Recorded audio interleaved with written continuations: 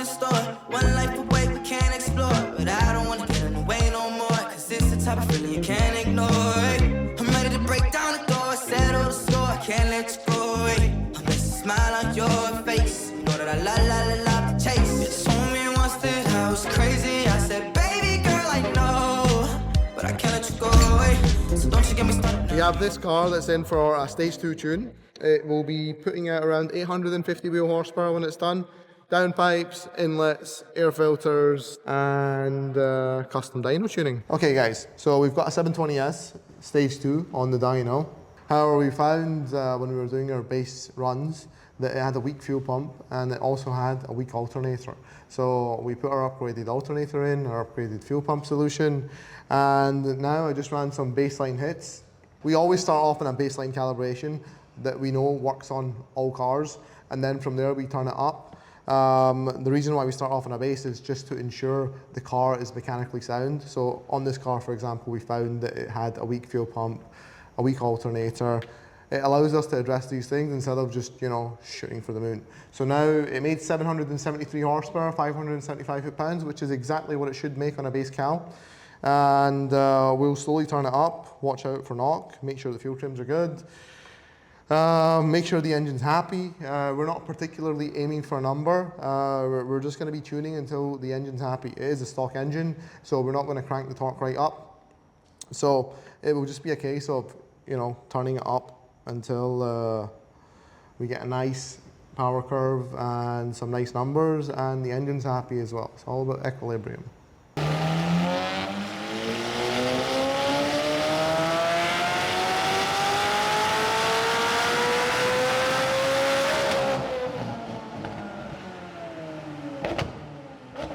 All right, gonna start tweaking it now, turning it up, see if we can get it closer to 800.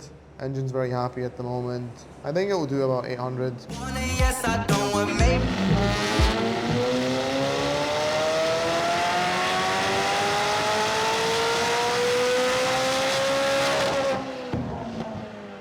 So we were expecting to wrap up around 800, and we ended up at 801 horsepower, or wheel horsepower, and 605 foot-pounds of torque.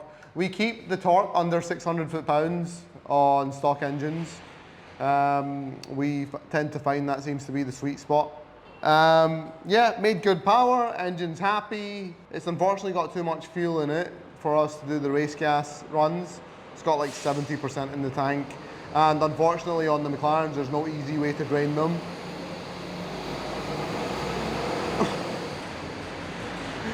So we're gonna hand the car back to the client and ask him to come back when he's got, you know, 5%, 10%.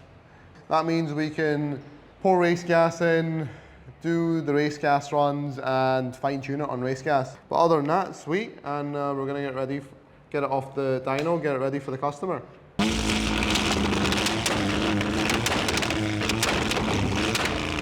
I was just showing off the anti-lag launch control that we have. That's all the flames and stuff that you see. Basically, what that is, the turbos are building boost as we're launching, so the car launches a lot harder. But yeah, now just checking the oil level just before handing the car back to the client. This is one of the most boring processes of Mclaren maintenance. When you're checking the oil level, it takes 2 minutes each time.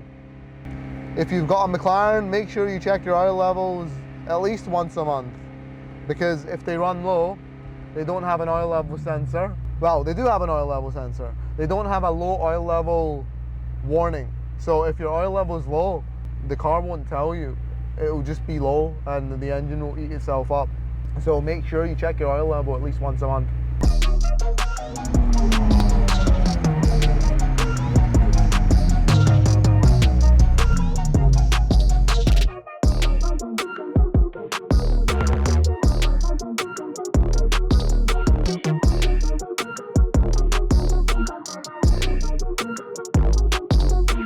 Okay guys, we have Alvin's engine build here. We've removed it from the car, stripped it down, started cleaning all the parts up. It's getting a pretty simple build, nothing too crazy. It's getting a set of our upgraded connecting rods. Those of you that have watched our previous YouTube videos will recognize these. These can take 1800 wheel horsepower. And Believe it or not, we're using the stock pistons. The stock pistons can take a pounding. We do renew the piston rings on them. So stock pistons with new piston rings. These we haven't found the limit for regarding power and what they can take. We've pushed them well past 1200 wheel horsepower and we've not seen any failures. So just rods, new piston rings.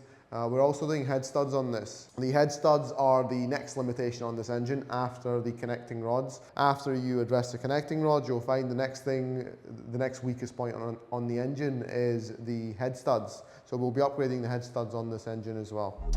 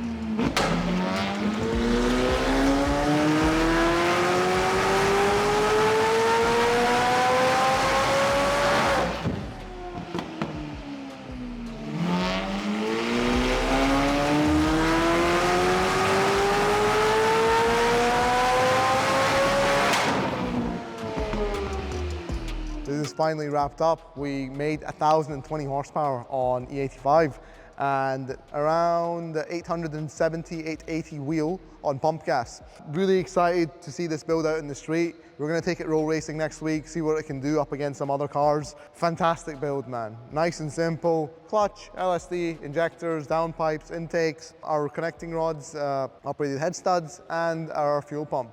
Nice and easy, stock turbos, so nothing too crazy, but if Alwyn wants to turn it up in the future, we can drop some turbos in and turn that puppy up to 1300. This will be a nice car that you can, beat on every single day, summer, winter, at the racetrack, at the drag strip, and it will perform. Cause it's the type of feeling you can't ignore it. I'm ready to break down the door, settle the score, I can't let you go it. I miss a smile on your face, you know that I love to chase. You told me once that I was crazy, I said, baby girl, I know, but I can't let you go away, so don't you get me started now. I want a yes, I don't want maybes, cause they leave me where you found me. So don't leave.